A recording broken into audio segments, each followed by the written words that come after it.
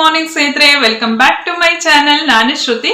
ಸ್ನೇಹಿತರೆ, ಇವತ್ತಿನ ಒಂದು ವಿಡಿಯೋದಲ್ಲಿ ಕಜ್ಜಾಯ ರೆಸಿಪಿನ ನಾನು ಇವತ್ತು ಶೇರ್ ಮಾಡ್ತಾ ಇದ್ದೀನಿ. ಆಲ್ರೆಡಿ ನಾನು ಒಂದೆರಡು ವಿಡಿಯೋನ ಅಪ್ಲೋಡ್ ಮಾಡಿದ್ದೀನಿ, ಅದರಿಂದ ಒಳ್ಳೆ ರೆಸ್ಪಾನ್ಸ್ ಕೂಡ ಬಂದಿದೆ. ನೀವೆಲ್ಲ ಸಾಕಷ್ಟು ಜನ ಟ್ರೈ ಮಾಡಿ ತುಂಬಾ ಚೆನ್ನಾಗಿ ಬಂತು ಅಂತ ಕೂಡ ಹೇಳಿದ್ದೀರಾ ಲಾಸ್ಟ್ ಟೈಮ್ ಹುಬ್ಬು ಕಜ್ಜಾಯದಲ್ಲಿ. ಈ ಸಲ ನಾನು ಸ್ವಲ್ಪ ಲೇಯರ್ ಆಗಿ ಪದ್ರವಾಗಿ ಕಜ್ಜಾಯನ ಯಾವ ರೀತಿಯಾಗಿ ಮಾಡೋದು ಅಂತ ತೋರಿಸ್ತೀನಿ. ಅದಕ್ಕೆ ಹುಬ್ಬೋ ರೀತಿನಲ್ಲಿ ಅಂದ್ರೆ ಪೂರಿ ತರ ಕಜ್ಜಾಯ ಹುಬ್ಬೇಕಂದ್ರೆ ಏನೋ ಒಂದು ಟಿಪ್ಸ್ ನ ಫಾಲೋ ಮಾಡ್ಬೇಕು ಅಂತ ಇವತ್ತಿನ ಒಂದು ವಿಡಿಯೋದಲ್ಲಿ ನಾನು ನಿಮ್ಗೆ ತಿಳಿಸ್ಕೊಡ್ತೀನಿ. ಇದು ಕೂಡ ಕೆಲವೊಂದಷ್ಟು ಟಿಪ್ಸ್ ಗಳನ್ನ ನಾನು ನಿಮ್ಗೆ ಹೇಳ್ತೀನಿ. ಕಜ್ಜಾಯ ಮಾಡ್ಬೇಕಾದ್ರೆ ಯಾವ್ದೆಲ್ಲ ಒಂದು ಟಿಪ್ಸ್ ಗಳನ್ನ ಫಾಲೋ ಮಾಡ್ಬೇಕು ಅಂತ. ಸೊ ಬನ್ನಿ ಇವಾಗ ಸ್ಟಾರ್ಟ್ ಮಾಡೋಣ.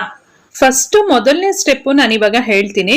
ಇದು ಕೂಡ ತುಂಬಾ ಇಂಪಾರ್ಟೆಂಟ್ ಆಗಿರುತ್ತೆ ಕಜ್ಜಾಯ ಮಾಡ್ಬೇಕಾದ್ರೆ. ನಾನು ಇಲ್ಲಿ ಸುಮಾರು ಒಂದು 2 kg ಅಷ್ಟು ನಾನು ಇಲ್ಲಿ ದೋಸಾ ರೈಸ್ ನ ನೆನ್ಸಿಟ್ಟಿದ್ದೀನಿ. ನೀವು ಈ ಒಂದು ಕಜ್ಜಾಯ ಮಾಡ್ಬೇಕಾದ್ರೆ ನೀವು ಸೋನಾ ಮಸೂರಿ ರೈಸ್ ಆಗ್ಲಿ ಅಥವಾ ಸಣ್ಣಕ್ಕಿ ಆಗ್ಲಿ ಅದನ್ನೆಲ್ಲ ಉಪಯೋಗಿಸೋ ಹಾಗೆ ಇಲ್ಲ, ಅವಾಗ ಚೆನ್ನಾಗಿ ಬರೋದಿಲ್ಲ ಕಜ್ಜಾಯ. ನೀವು ಸೊಸೈಟಿ ರೈಸ್ ನ ಬೇಕಾದ್ರೂ ಉಪಯೋಗಿಸ್ಬೋದು, ಇಲ್ಲ ಅಂತ ಅಂದ್ರೆ ಈ ತರ ದೋಸಾ ರೈಸ್ ನ ಕೂಡ ಉಪಯೋಗಿಸ್ಕೊಳ್ಬಹುದು. ಎರಡು ಕೂಡ ಚೆನ್ನಾಗಿ ಬರುತ್ತೆ. ಕೆಲವರು ರೆಡ್ ರೈಸ್ ಕೂಡ ಉಪಯೋಗಿಸ್ತಾರೆ, ಅದು ಕೂಡ ಚೆನ್ನಾಗಿರತ್ತೆ. ಈಗ ನಾನು ಇದನ್ನ ಒಂದು 2 days ನೆನೆಸಿ ಇಟ್ಕೊಂಡಿದ್ದೀನಿ. 2 days ನೆನೆಸಿ ಇಡೋದ್ರಿಂದ ಏನಾಗುತ್ತೆ ಅಂದ್ರೆ ಕಜ್ಜಾಯ ಉಬ್ಬಿ ಬರುತ್ತೆ, ಚೆನ್ನಾಗಿ ಬರುತ್ತೆ. ಇನ್ನು ಮುಂದೆ ನಾನು ಕೆಲವೊಂದು ಟಿಪ್ಸ್ ಗಳನ್ನ ಹೇಳ್ತೀನಿ. ಬಟ್ ಆದ್ರೆ ಈಗ ಮೊದಲನೇ ಟಿಪ್ಸ್ ಬಂದು 2 days ಇದನ್ನ ನಾವು ಚೆನ್ನಾಗಿ ನೆನೆಸ್ಬೇಕು. ನೆನೆಸ್ಬೇಕಂದ್ರೆ ಯಾವ ರೀತಿಯಾಗಿ ಅಂದ್ರೆ, ಇವಾಗ ಸಪೋಸ್ ನಾವು ಮಾರ್ನಿಂಗ್ ಏನಾದ್ರೂ ಅಕ್ಕಿನ ನೆನೆ ಹಾಕಿದ್ರೆ ಸಂಜೆ ಮತ್ತೆ ಬೆಳಗ್ಗೆ 2 ಟೈಮು ನಾವು ನೀರ್ನ ಚೇಂಜ್ ಮಾಡ್ಬೇಕಾಗತ್ತೆ. ಇಲ್ಲ ಅಂದ್ರೆ ಅದೇ ನೀರ್ನಲ್ಲಿ ನಾವು ಬಿಟ್ರೆ 2 days ಆಗಿದ ತಕ್ಷಣ ಒಂಥರ ಸ್ಮೆಲ್ ಬರೋದಕ್ಕೆ ಸ್ಟಾರ್ಟ್ ಆಗ್ಬಿಡುತ್ತೆ. ಸೊ ಅದಕ್ಕೋಸ್ಕರ ಬೆಳಗ್ಗೆ ಸಂಜೆ 2 ಟೈಮ್ನು ನೀರ್ನ ಚೇಂಜ್ ಮಾಡ್ಕೊಳ್ಳಿ. 2 days ನೆನ್ಸಿದ್ರೆ ಕಜ್ಜಾಯ ತುಂಬಾ ಸಾಫ್ಟ್ ಆಗಿ ಉಬ್ಬಿ ಬರುತ್ತೆ. ಅದೊಂದು ಟಿಪ್ಸ್. ನಂತರ ಏನ್ ಮಾಡ್ಬೇಕು ಅಂತ ಅಂದ್ರೆ, ಈ ತರ ತೂತ್ ಜಾಲರಿನಲ್ಲಿ ನಾವು ನೀರ್ನೆಲ್ಲ ಸೋರ್ ಹಾಕ್ಬಿಟ್ಟು ಈಗ ನಾನು ಡ್ರೈ ಮಾಡಿ ಇಟ್ಕೊಂಡಿದೀನಿ. ಅಂದ್ರೆ ಇದನ್ನ ಹೇಗೆ ಅಂತ ಅಂದ್ರೆ, ಕೆಲವರು ಬಟ್ಟೆ ಮೇಲೆ ಕೂಡ ಒಣಗಾಕ್ಬಿಟ್ಟು ಅಕ್ಕಿನ ಆಮೇಲೆ ಪುಡಿ ಮಾಡ್ಕೊಳ್ತಾರೆ. ಬಟ್ ನಾನು ಹೇಗ್ ಮಾಡ್ತೀನಿ ಅಂದ್ರೆ ನೀರೆಲ್ಲ ಒಂಚೂರು ಇರಬಾರ್ದು, ಆ ತರ ಎಲ್ಲ ಸೋರೋದ್ಮೇಲೆ ತೂತ್ ಜಾಲರಿನಲ್ಲಿ ಇವಾಗ ತೋರಿಸ್ತಾ ಇದೀನಲ್ಲ, ಈ ತರ ಅಕ್ಕಿನಲ್ಲಿ ಇರೋಂತ ನೀರೆಲ್ಲ ಸೋರೋದ್ಮೇಲೆ ಡೈರೆಕ್ಟ್ ಆಗಿ ನಾನು ಇದನ್ನ ಮಿಕ್ಸಿ ಜಾರ್ಗೆ ಹಾಕ್ಬಿಟ್ಟು ಪುಡಿ ಮಾಡ್ಕೊಳ್ತೀನಿ.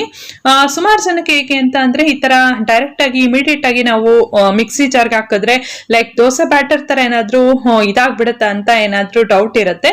ಖಂಡಿತವಾಗ್ಲೂ ಇಲ್ಲ, ಪುಡಿ ಆಗುತ್ತೆ. ಯಾವಾಗ್ಲೂ ಅಷ್ಟೇ ಕಜ್ಜಾಯ ಮಾಡ್ಬೇಕಾದ್ರೆ ಹೇಗೆ ಅಂದ್ರೆ, ಅಕ್ಕಿಯಲ್ಲಿ ಅಂದ್ರೆ ರೈಸ್ ನಲ್ಲಿ ಮಾಯಿಶ್ಚರೈಸರ್ ನೀರ್ನ ಒಂದು ಅಂಶ ಇರ್ಬೇಕು, ಅವಾಗ ಕಜ್ಜಾಯ ತುಂಬಾ ಚೆನ್ನಾಗಿ ಬರುತ್ತೆ. ಇದು ಇನ್ನೊಂದು ಟಿಪ್ಸ್ ಅಂತ ಹೇಳ್ಬೋದು. ಈಗ ನಾನು ಇದನ್ನ ಸಣ್ಣದಾಗಿ ಪುಡಿ ಮಾಡ್ಕೊಳ್ತೀನಿ. ಫಸ್ಟ್ ನೋಡ್ತಾ ಇರ್ಬೋದು, ನಾನು ಪುಡಿ ಮಾಡಿ ಇಟ್ಕೊಂಡಿದ್ದೀನಿ. ಈಗ ಇದನ್ನ ನಾವು ಒಂದ್ರಿಯಲ್ಲಿ ಅಂದ್ರೆ ಜರಡಿ ಹಿಡಿಯೋದ್ರಲ್ಲಿ ನಾವು ಇದನ್ನ ಫುಲ್ ಜರಡಿ ಇಟ್ಕೊಳ್ಬೇಕು. ಇದನ್ನ ನಾವು ಡೈರೆಕ್ಟ್ ಆಗಿ ಏನು ಬೆಲ್ಲದ ಒಂದು ಪಾಕಕ್ಕೆ ಹಾಕ್ಬಿಟ್ರೆ ಅಷ್ಟು ಚೆನ್ನಾಗಿ ಬರೋದಿಲ್ಲ.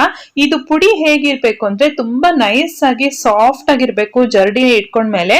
ಸೊ ಆತರ ನೈಸ್ ಆಗಿ ಪೌಡರ್ ಇದ್ದಾಗ ಕಜ್ಜಾಯ ಕೂಡ ತುಂಬಾ ಚೆನ್ನಾಗಿ ಬರುತ್ತೆ. ಇನ್ನೊಂದು ಟಿಪ್ಸ್ ಅಂತಾನೆ ಹೇಳ್ಬೋದು.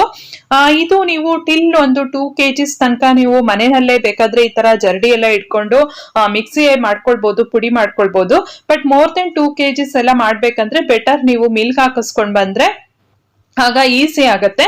ನೀವೇನಾದ್ರೂ ಫಸ್ಟ್ ಟೈಮ್ ಏನಾದ್ರೂ ಕಜ್ಜಾಯ ಮಾಡ್ತಾ ಇದ್ದೀನಿ ಅಂತ ಅಂದ್ರೆ ಬೆಟರ್ ಅಂದ್ರೆ, ಒಂದು ನೀರ್ ಕುಡಿಯೋ ಅಂತ ಗ್ಲಾಸ್ ಇರುತ್ತಲ್ಲ, ದೊಡ್ಡ ಗ್ಲಾಸ್, ಅದ್ರಲ್ಲಿ ಅಕ್ಕಿ ತಗೊಂಡು ಅದ್ರ ಸಮ ಪ್ರಮಾಣದಲ್ಲಿ ಬೆಲ್ಲನ ತಗೊಂಡು ನಾನು ಹೇಳ್ಕೊಟ್ಟಂತ ಮೆಥಡ್ ನಲ್ಲಿ ನೀವು ಮಾಡಿ, ಅವಾಗ ನಿಮ್ಗೆ ಈಸಿ ಆಗುತ್ತೆ ಫಸ್ಟ್ ಟೈಮ್ ಮಾಡೋ ಅಂತವ್ರಿಗೆ. ಇವಾಗ ನೋಡ್ತಾ ಇರ್ಬೋದು, ನಾನು ಹೇಗೆ ಜರಡಿನೆಲ್ಲ ಹಿಡಿದ್ಮೇಲೆ ಪ್ರೆಸ್ ಮಾಡಿ ಇಡ್ತಾ ಇದ್ದೀನಿ ಆ ರೈಸ್ ಫ್ಲೋರ್ನೆಲ್ಲ. ಏನಕ್ಕಂತ ಅಂದ್ರೆ, ಅದ್ರಲ್ಲಿರೋ ಅಂತ ನೀರಿನ ಅಂಶ ಅಂದ್ರೆ ಒಂದು ಒದ್ದೆ ಪಸೆ ಇರುತ್ತಲ್ಲ, ಅದು ಹಾಗೆ ಇರ್ಬೇಕು ಅದ್ರಲ್ಲಿ ಅಕ್ಕಿಯಲ್ಲಿ. ಅದಕ್ಕೋಸ್ಕರ ನಾನು ಆ ತರ ಪ್ರೆಸ್ ಮಾಡಿ ಪ್ರತಿ ಬಾರಿನೂ ಒಂದ್ಸಲ ಪ್ರೆಸ್ ಮಾಡಿ ಇಡ್ತೀನಿ. ಈಗ ನಾನು ಎಲ್ಲ ಏನೊಂದು ಅಕ್ಕಿ ಇದೆಯಲ್ಲ ಅದನ್ನೆಲ್ಲ ಪುಡಿ ಮಾಡ್ಕೊಂಡು ನಾನು ನಿಮ್ಗೆ ನೆಕ್ಸ್ಟ್ ಪ್ರೋಸೆಸ್ ನ ಹೇಗೆ ಅಂತ ತೋರಿಸ್ತೀನಿ.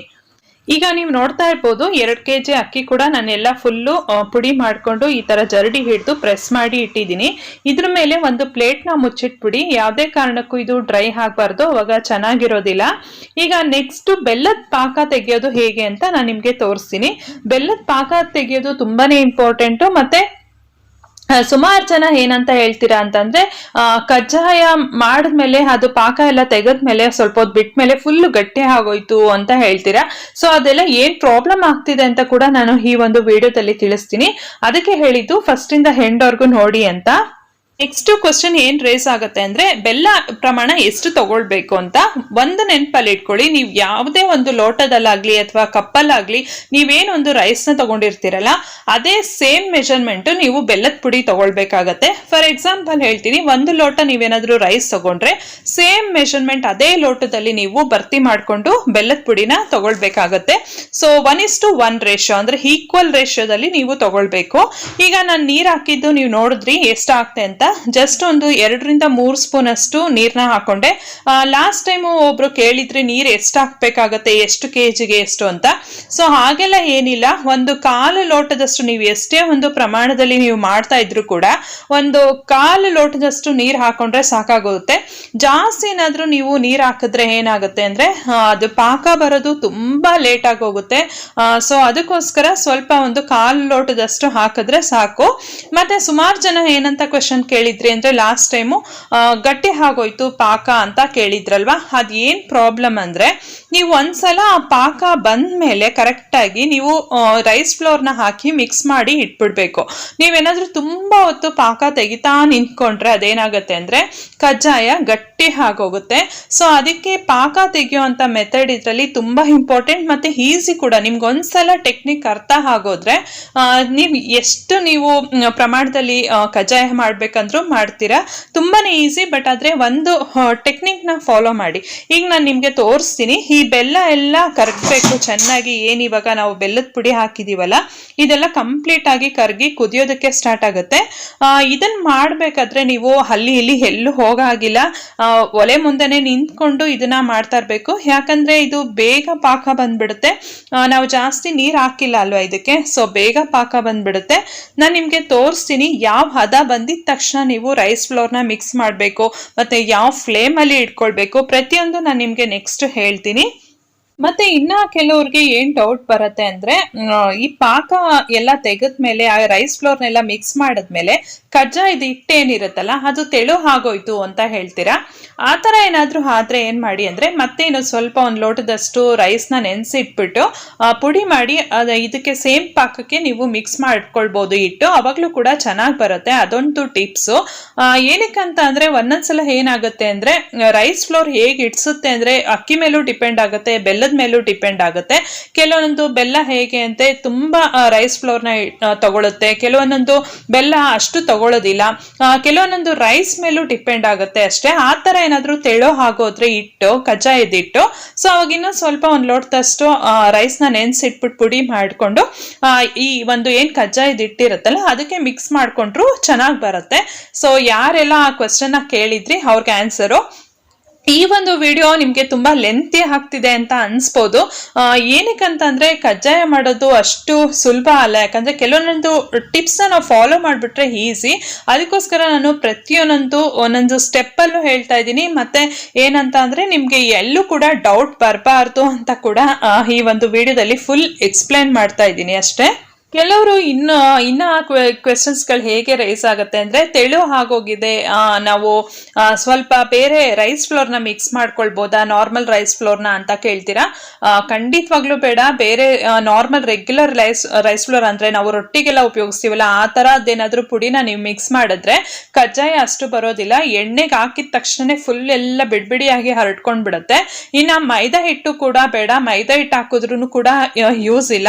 ಸೊ ನಾವು ಏನೊಂದು ಕಜ್ಜಾಯದ ಹಿಟ್ಟು ಪಾಕ ಎಲ್ಲ ರೆಡಿ ಮಾಡ್ಕೊಳ್ತೀವಲ್ಲ ಅವಾಗ್ಲೇನೆ ನಾವು ಕರೆಕ್ಟ್ ಆಗಿ ಮಾಡ್ಕೊಂಡ್ರೆ ಅಷ್ಟೇ ಚೆನ್ನಾಗಿ ಬರೋದು. ಆಮೇಲೆ ನಾವೇನಾದ್ರೂ ರಿಪೇರಿ ಮಾಡಕ್ ಹೋಗ್ತೀವಿ ಅಂತ ಅಂದ್ರೆ ಕಜ್ಜಾಯ ಬರೋದಿಲ್ಲ. ಏನಂದ್ರೆ ಓನ್ಲಿ ಥಿಂಗ್ ಇಸ್ ತೆಳು ಆದ್ರೆ ನೀವು ಅಕ್ಕಿ ಹಿಟ್ಟನ್ನ ಮಿಕ್ಸ್ ಮಾಡ್ಕೊಂಡು ನಾನು ಆಗ್ಲೇ ಹೇಳ್ದಾಗೆ ನೆನ್ಸಿಟ್ಬಿಟ್ಟು ಪುಡಿ ಮಾಡಿ ಅದನ್ನ ಬೇಕಾದ್ರೆ ನೀವು ಮಿಕ್ಸ್ ಮಾಡ್ಬೋದು. ನಾರ್ಮಲ್ ರೈಸ್ ಫ್ಲೋರ್ ನ ನೀವು ಮಿಕ್ಸ್ ಮಾಡೋದಕ್ಕೆ ಆಗೋದಿಲ್ಲ. ಇನ್ ಕೆಲವ್ರು ಹೇಳ್ತೀರಾ ಗಟ್ಟಿ ಆಗೋಗಿದೆ ಹಿಟ್ಟು, ಅದಕ್ಕೆ ನಾವು ಏನು ಬಾಳೆಹಣ್ಣ ಮಿಕ್ಸ್ ಮಾಡ್ಬೋದಾ ಕೆಲವ್ರು ಹೇಳ್ತಾರೆ ಅಂತ. ಬೇಡ, ಬಾಳೆಹಣ್ಣೆಲ್ಲ ಮಿಕ್ಸ್ ಮಾಡಿದ್ರೆ ಹೇಗಿರುತ್ತೆ ಅಂದ್ರೆ ಅದು ಕಜ್ಜಾಯ ಅನ್ಸ್ಕೊಳ್ಳೋದಿಲ್ಲ, ಅದು ಬೇರೆ ಒಂದು ರೆಸಿಪಿನೇ ಆಗೋಗುತ್ತೆ. ಅದೆಲ್ಲ ಮಿಕ್ಸ್ ಮಾಡಿದ್ರೆ ಅಷ್ಟು ಚೆನ್ನಾಗಿಲ್ಲ. ಏನೊಂದು ಅಥೆಂಟಿಕ್ ಆಗಿ ಸಾಂಪ್ರದಾಯಿಕ ಸಾಂಪ್ರದಾಯಿಕವಾಗಿ ಮಾಡೋವಂಥ ಕಜ್ಜಾಯದ ಟೇಸ್ಟ್ ಇರುತ್ತಲ್ಲ, ಒರಿಜಿನಲ್ ಟೇಸ್ಟು ಅದು ನಿಮಗೆ ಸಿಗೋದಿಲ್ಲ. ಅದಕ್ಕೋಸ್ಕರ ಹೇಳಿದ್ದು ತುಂಬ ಗಟ್ಟಿ ಮಾಡ್ಕೊಳ್ಬೇಡಿ. ನಾನು ಹದ ತೋರಿಸ್ತೀನಿ ನಿಮಗೆ ನೆಕ್ಸ್ಟ್. ನಾನೆಲ್ಲ ರೈಸ್ ಫ್ಲೋರ್ನ ಮಿಕ್ಸ್ ಮಾಡಿದ್ಮೇಲೆ ಯಾವ ಒಂದು ಹದ ಬಂದಿದ ತಕ್ಷಣ ನಾವು ಬಿಟ್ಬಿಡ್ಬೇಕು, ಮತ್ತೆ ಇನ್ನು ರೈಸ್ ಫ್ಲೋರ್ನ ಹಾಕ್ಬಾರ್ದು, ಪ್ರತಿಯೊಂದು ನಾನು ಹೇಳ್ತೀನಿ, ಮುಂದೆ ಹಾಗೆ ನೋಡ್ತಾ ಇರಿ. ಈಗ ಬೆಲ್ಲ ಎಲ್ಲ ಕರ್ಗಿ ಚೆನ್ನಾಗಿ ಕುದಿಯೋದಕ್ಕೆ ಸ್ಟಾರ್ಟ್ ಆಗಿದೆ, ನೋಡ್ತಾ ಇರ್ಬೋದು. ನಾನು ಹಾಗೆ ಒಂದು ಸೈಡಲ್ಲಿ ಒಂದು ಕಪ್ಪಲ್ಲಿ ನೀರು ಕೂಡ ಇಟ್ಕೊಂಡಿದ್ದೀನಿ, ಪಾಕ ಬಂದಿದೆಯಲ್ವಾ ಅಂತ ಚೆಕ್ ಮಾಡೋ ಅಂತ ಮೆಥಡ್. ಈಗ ಫಸ್ಟ್ ನಾನು ನಿಮಗೆ ತೋರಿಸ್ತೀನಿ. ಈಗ ನೋಡ್ತಾ ಇರ್ಬೋದು, ಈ ಏನು ಪಾಕ ಇದೆಯಲ್ಲ ಅದು ನಮಗೆ ಚೆನ್ನಾಗಿ ಒಂದು ಬಾಲ್ ಥರ ಹಾಕಬೇಕು. ಈಗ ಇನ್ನೂ ಬಂದಿಲ್ಲ ಅದು, ಜಸ್ಟ್ ನಾನು ನಿಮಗೆ ಸ್ಯಾಂಪಲ್ಗೆ ತೋರಿಸ್ದೆ, ಇನ್ನೂ ಬಂದಿಲ್ಲ. ಇನ್ನೊಂದು 2 ನಿಮಿಷದಲ್ಲಿ ಬಂದ್ಬಿಡುತ್ತೆ. ಹಾಗೆ ಮುಂದೆ ಇಟ್ಕೊಂಡು ಚೆಕ್ ಮಾಡ್ತಾ ಇರಬೇಕು ಅವಾಗ ಒಂದೊಂದು ಎಷ್ಟು 2 ಸೆಕೆಂಡ್ಸ್ 3 ಸೆಕೆಂಡ್ಸ್ ಒಂದ್ಸಲ ಚೆಕ್ ಮಾಡ್ತಾ ಇದ್ರೆ ನಿಮ್ಗೆ ಗೊತ್ತಾಗುತ್ತೆ. ನೆಕ್ಸ್ಟ್ ನಾನು ನಿಮ್ಗೆ ತೋರಿಸ್ತೀನಿ ಯಾವಾಗ ಪಾಕ ಬಂದಿದೆ, ರೆಡಿ ಆಗಿದೆ ಅಂತ. ಈಗ ನೆಕ್ಸ್ಟ್ ಇನ್ನೊಂದ್ಸಲ ಹಾಕ್ತಾ ಇದ್ದೀನಿ. ಈಗ ಪಾಕ ಬಂದಿರತ್ತೆ, ಯಾವ ಅದಕ್ಕೆ ಇರಬೇಕು ಅಂತ ನಾನು ನಿಮಗೆ ತೋರಿಸ್ತೀನಿ. ನೋಡ್ತಾ ಇರ್ಬೋದು, ನೀರಲ್ಲಿ ಎಲ್ಲ ಕೂಡ ಒಂದ್ ಕಡೆ ಸೇರ್ಕೊಳ್ತಾ ಇದೆ. ನಾವು ಎತ್ತದ ಮೇಲೆ ನಮ್ಮ ಕೈಗೆ ಬಂದ್ಮೇಲೆ ಒಂದು ಉಂಡೆ ಮಾಡಬೇಕು, ಒಂದು ಬಾಲ್ ತರ ಶೇಪ್ಗೆ ಬರಬೇಕು. ನೋಡ್ತಾ ಇದ್ದೀರಲ್ಲ, ಈ ತರ ಸಾಫ್ಟ್ ಬಾಲ್ ಆಗಿದ ತಕ್ಷಣನೇ ನೀವು ಹಾಕಿದ್ರೆ ಕಜ್ಜಾಯ ತುಂಬಾ ಪದ್ರವಾಗಿ ತುಂಬಾ ಸಾಫ್ಟ್ ಆಗಿ ಉಬ್ಬಿ ಬರುತ್ತೆ. ಈ ಒಂದು ಹದಕ್ಕೆ ಬಂದ್ರೆ ಸಾಕು.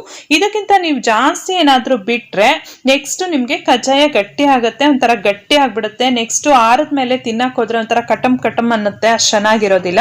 ಈಗ ರೈಸ್ ಫ್ಲೋರ್ನ ನಾವು ಮಿಕ್ಸ್ ಮಾಡ್ಕೊಳ್ಳೋಣ. ರೈಸ್ ಫ್ಲೋರ್ನ ಮಿಕ್ಸ್ ಮಾಡಬೇಕಾದ್ರೆ ಬೇರೊಬ್ರು ಸಹಾಯ ಏನು ಬೇಕಾಗಿಲ್ಲ, ನಾವೇ ಸೆಲ್ಫ್ ಆಗಿ ಮಾಡ್ಕೊಳ್ಬೋದು.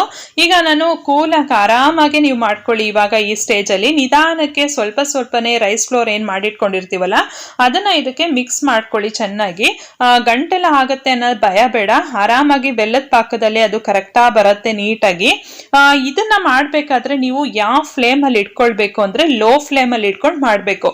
ಯಾಕಂದ್ರೆ ನೀವು ಮೀಡಿಯಂ ಫ್ಲೇಮ್ ಅಥವಾ ಹೈ ಫ್ಲೇಮಲ್ಲಿ ಇಟ್ಕೊಂಡು ಇದನ್ನ ತಿರುಗಿಸ್ತಾ ಇದ್ರೆ ನಾವೇನೊಂದು ಬೆಲ್ಲದ ಪಾಕ ಮಾಡ್ಕೊಂಡಿರ್ತೀವಲ್ಲ ಅದು ಇನ್ನೂ ತುಂಬಾ ಗಟ್ಟಿ ಆಗೋಗುತ್ತೆ ಪಾಕ. ಅವಾಗ ತುಂಬಾ ಕಜ್ಜಾಯ ಗಟ್ಟಿ ಆಗ್ಬಿಡುತ್ತೆ. ನೀವ್ ಹೇಳ್ದಂಗೆ ಪಾತ್ರೆಯಿಂದಾನೇ ಎದ್ ಬರೋದಿಲ್ಲ ಕಜ್ಜಾಯದಿಟ್ಟು. ಸೊ ಆ ತರ ಎಲ್ಲ ಆಗುತ್ತೆ. ಅದಕ್ಕೋಸ್ಕರ ಏನೊಂದು ಪಾಕ ಬಂದ ಮೇಲೆ ಈ ರೈಸ್ ಫ್ಲೋರ್ ನ ಮಿಕ್ಸ್ ಮಾಡ್ಕೊಳ್ತೀವಲ್ಲ ಈ ಸ್ಟೇಜ್ ಅಲ್ಲಿ, ಇವಾಗ ನೀವು ಫುಲ್ ಲೋ ಫ್ಲೇಮ್ ಅಲ್ಲಿ ಇಟ್ಕೊಂಡು ಮಿಕ್ಸ್ ಮಾಡ್ಕೊಳ್ಳಿ. ನಾನು ತಗೊಂಡಿರೋ ಅಂತ ಬೆಲ್ಲದ ಪ್ರಮಾಣ ಮತ್ತೆ ರೈಸ್ ಫ್ಲೋರ್ ಇಟ್ಟು ಎರಡು ಕೂಡ ಕರೆಕ್ಟ್ ಆಗಿದೆ, ಪರ್ಫೆಕ್ಟ್ ಆಗಿದೆ. ಇವಾಗ ನೀವು ನೋಡ್ತಾ ಇರ್ಬೋದು, ಇದು ಲಾಸ್ಟ್ ಸ್ಟೆಪ್. ಇದು ನಾನು ಯಾವ ಹದಕ್ಕೆ ತರಿಸಿದೀನಿ ಅಂತ ಇಷ್ಟು ಹದ ಇವಾಗ ನೀವು ನೋಡ್ತಾ ಇರ್ಬೋದು. ಇದು ತುಂಬಾ ತೆಳು ಆಗೋಯ್ತಲ್ಲ ಅಂತ ಅನ್ನಿಸ್ಬೋದು ಹೊಸಬ್ರಿಗೆ, ಬಟ್ ಖಂಡಿತವಾಗ್ಲೂ ತೆಳು ಆಗೋದಿಲ್ಲ. ಇದು ಸ್ವಲ್ಪ ಆರದ್ಮೇಲೆ ಗಟ್ಟಿ ಆಗ್ತಾ ಬರುತ್ತೆ. ಈ ಹದಕ್ಕೆ ಬಂದ್ಮೇಲೆ ಇನ್ನ ಜಾಸ್ತಿ ನೀವು ರೈಸ್ ಫ್ಲೋರ್ನ ಹಾಕಕ್ ಹೋಗ್ಬಾರ್ದು ಇದ್ರೂ ಕೂಡ. ಈಗ ನಾನು ಈಗ ಹುರಿದಿಲ್ಲ, 1-2 ಸ್ಪೂನ್ ಅಷ್ಟು ಬಿಳಿ ಎಳ್ಳನ್ನ ಕೂಡ ಹಾಕೊಳ್ತಾ ಇದ್ದೀನಿ, 1-2 ಸ್ಪೂನ್ ಅಷ್ಟು ಮತ್ತೆ ಗಸಗಸೆ ಕೂಡ ಹಾಕೊಳ್ತಾ ಇದ್ದೀನಿ. ಇದೆಲ್ಲ ಹಾಕ್ಬಿಟ್ಟು ಮಿಕ್ಸ್ ಮಾಡೋಣ. ಕೆಲವರು ಏಲಕ್ಕಿ ಪುಡಿ ಕೂಡ ಹಾಕೊಳ್ತಾರೆ, ನಿಮ್ಗೆ ಇಷ್ಟ ಇದ್ರೆ ಹಾಕ್ಬೋದು, ಬಟ್ ನಾನು ಇವಾಗ ಹಾಕೋದಿಲ್ಲ ಈ ಒಂದು ಕಜ್ಜಾಯಕ್ಕೆ. ಸೊ ಇದಿಷ್ಟೇ. ಇವಾಗ ಚೆನ್ನಾಗೆಲ್ಲ ಮಿಕ್ಸ್ ಮಾಡಿಬಿಟ್ಟು ಒಂದು ಪ್ಲೇಟ್ನ ಮುಚ್ಚಿಟ್ಬಿಡಿ. ಇಷ್ಟು ನೀವು ಮಿಕ್ಸ್ ಮಾಡೋವರೆಗೂ ಫುಲ್ ಲೋ ಫ್ಲೇಮಲ್ಲಿ ಇಟ್ಕೊಂಡೇನೆ ಮಾಡಿ. ನೆಕ್ಸ್ಟ್ ನಾನು ಇವಾಗ ಲಾಸ್ಟಲ್ಲಿ 1.5 ಸ್ಪೂನ್ ಅಥವಾ 2 ಸ್ಪೂನ್ ಅಷ್ಟು ತುಪ್ಪ ಹಾಕ್ತಾ ಇದ್ದೀನಿ. ಇದನ್ನ ಏನಕ್ಕೆ ಹಾಕೋದು ಅಂತ ಅಂದ್ರೆ ಕಜ್ಜಾಯ ತುಂಬಾ ಸಾಫ್ಟ್ ಆಗಿ ಪದ್ರವಾಗಿ ಬರುತ್ತೆ ಮತ್ತೆ ಉಬ್ಬಿ ಬರುತ್ತೆ. ಇದೊಂದು ಟಿಪ್ಸ್ನ ಫಾಲೋ ಮಾಡಿ. ಕಜ್ಜಾಯ ಪದ್ರವಾಗಿ ಬರಬೇಕು, ಉಬ್ಬಿ ಬರಬೇಕು ಅಂದ್ರೆ ನೀವು ಮೇನ್ ಥಿಂಗ್ 3 ಸ್ಟೆಪ್ನ ಫಾಲೋ ಮಾಡಬೇಕು. ಒಂದು, ರೈಸ್ನ ನೆನೆಸೋದು 2 ಡೇಸ್ ನೀವು ನೆನೆಸಿಟ್ಟಿರ್ಬೇಕು. ನಂತರ ಪಾಕನ ಕರೆಕ್ಟಾಗಿ ಸಾಫ್ಟ್ ಪಾಕ ತೆಗಿಬೇಕು. ನಂತರ 3ನೇದು ಬಂದು ಈ ತರ ಲಾಸ್ಟ್ ಅಲ್ಲಿ 1-2 ಸ್ಪೂನ್ ಅಷ್ಟು ತುಪ್ಪ ಅಥವಾ ಎಣ್ಣೆ ಯಾವ್ದಾದ್ರೂ ಕೂಡ ಹಾಕೊಳ್ಬಹುದು. ಈ ತರ ನೋಡ್ತಾ ಇದ್ದೀರಲ್ಲ, ಈ ಹದಕ್ಕಿರ್ಬೇಕು.